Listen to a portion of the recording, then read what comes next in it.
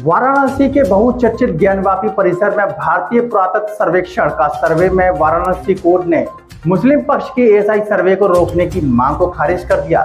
साथ ही उन्होंने एएसआई सर्वे में मिल रहे साक्ष्यों को संरक्षित करने के निर्देश दिए हैं। 8 लगभग मुकदमे क्लब एक साथ कर लिए थे। इन सब सारे चीज़ों मूल जो ट्रायल है, सुनवाई जो है आज है। जो तथाकथित वजू खाना उनका है उसमें जो है उसको खोलकर, चूंकि एएसआई का सर्वे हो रहा है तो उसको खोलकर उसमें सर्वे फर्दर और कराने के संबंध में सुनवाई होनी है। उस पर ये आपत्ति आनी है और सारी चीज़ें आज उसमें होनी है। आज मेन केस की भी सुनवाई है, फैसला भी आने वाला है। फैसला 3 दिनों से नहीं आ पा रहा है। हम लोग का मूल जो मुकदमा है, सारे मुकदमे क्लब हो गए हैं, जिसमें 8 लगभग मुकदमे क्लब एक साथ कर लिए थे। इन सब सारे चीज़ों मूल जो ट्रायल है, सुनवाई जो है आज है 28 तारीख को।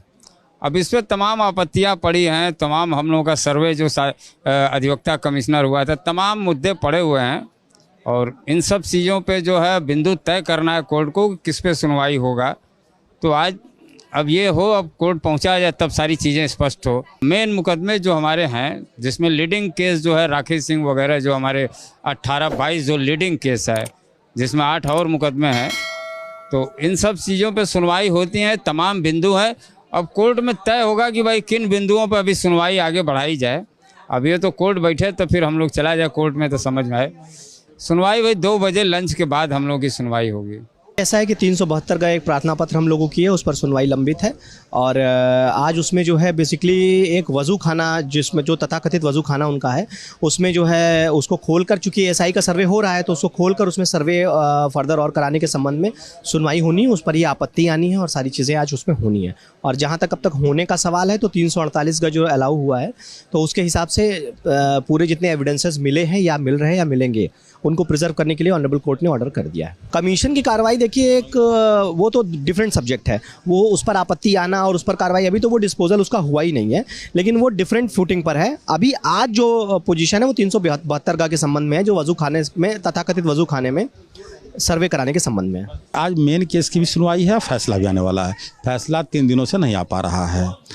आज न्यायालय में जो फैसला आएगा, पहले तो जो एएसआई सर्वे द्वारा जो साक्ष्य सबूत मिल रहे हैं उसको हम लोग प्रिजर्व करके जिलाधिकारी के अंडर में या किसी के अंदर से इसको दे दिया जाए और वह रख करके जब मुकदमा में पेश करे, जब बतौर साक्ष्य सबूत दिया जाए। एक प्रार्थना पत्र निम्न इंतजामिया द्वारा दिया गया था कि एएसआई सर्वे का फीस नहीं जमा हुआ है और या कमीशन को रोक दिया जाए, उस पर आएगा। एक फैसला इस पर भी आ सकता है, जब हिमत सरान के अधिवक्ता द्वारा बहस किया गया था कि वो शिवलिंग की पूजा पाठ नित्य आरती भोग के लिए आदेश दे दिया जाए और करवा दिया जाए। तो तीनों पर बहस हो गया था, सुन लिया था, न्यायालय द्वारा फैसला की बात थी, तो आज उस पर आ जाएगा। उसी फैसले के बाद एक निर्धारित कर दिया जाएगा कि कौन सी प्रार्थना पत्र पर सुनवाई हो रही है।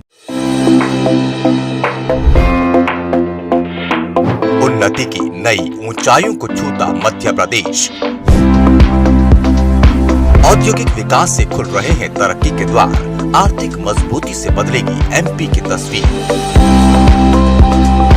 अधोसंरचना को मिलेगी और तेज गति और अधिक शक्ति।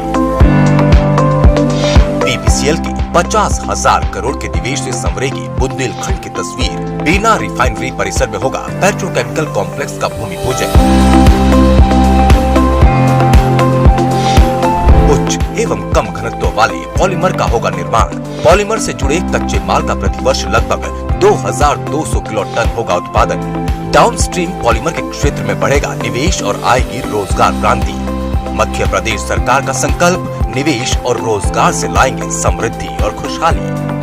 माननीय प्रधानमंत्री नरेंद्र मोदी जी आ रहे हैं। इतिहास रचा जाएगा निवेश का, इतिहास रचा जाएगा निवेश